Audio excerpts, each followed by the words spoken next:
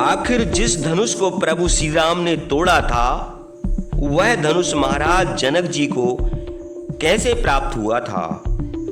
माता सीता का जन्म कैसे हुआ था? जब भगवान राम ने सीता स्वयंवर का धनुष तोड़ दिया था, फिर माता सीता से विवाह के लिए क्यों मना किया था?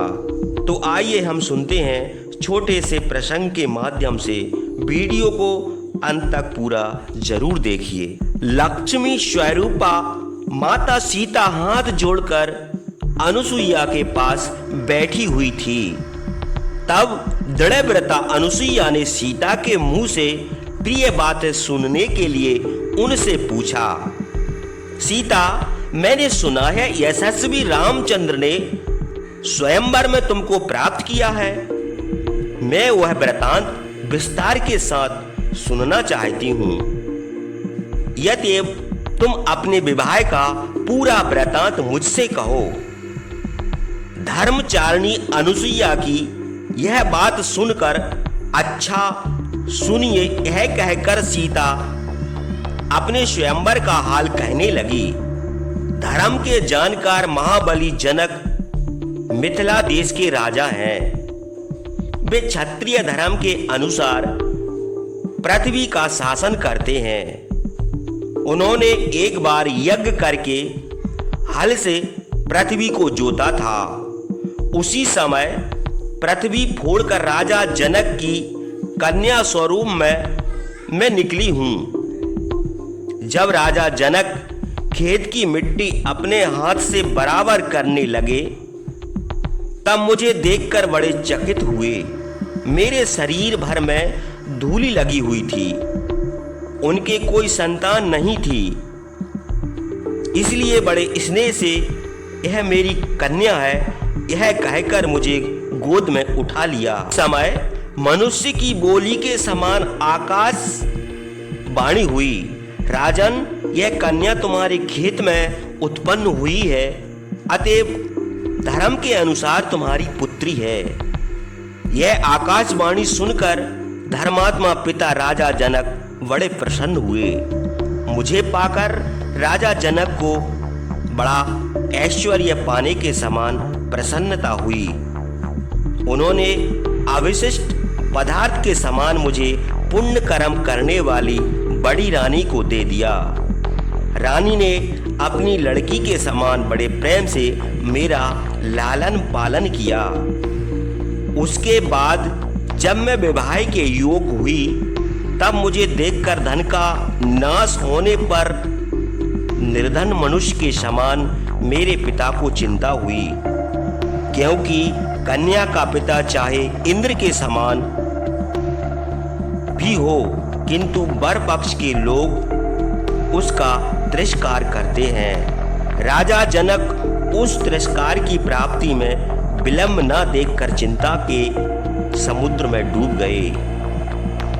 और जिस प्रकार नाव के बिना मनुष्य नदी के पार नहीं उतर सकता, उसी प्रकार वे चिंता रूप समुद्र से पार न हो सके।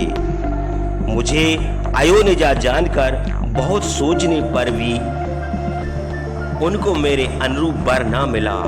उसके बाद उन्होंने सोचा कि धर्म के अनुसार इस कन्या का स्वयंवर करूंगा।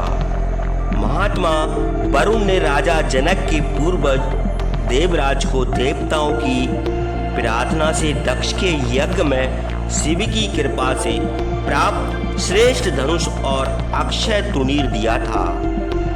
वह धनुष इतना भारी था कि उसे कोई मनुष्य बहुत उपाय करने पर भी हिला नहीं सकता था, और राजा लोग स्वप्न में भी उसे चढ़ा नहीं सकते थे।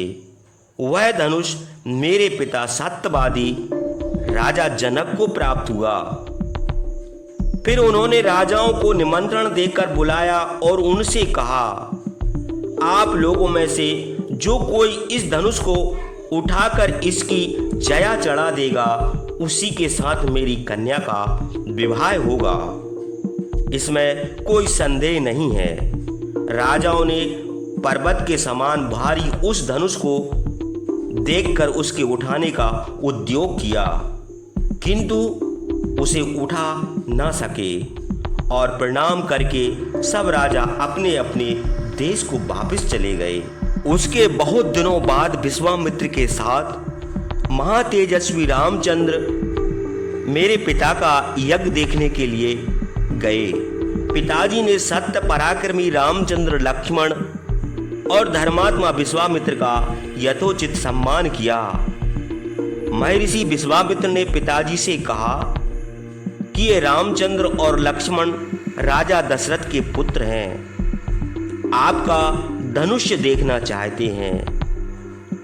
आप इन राजकुमारों को अपना धनुष दिखा दीजिए।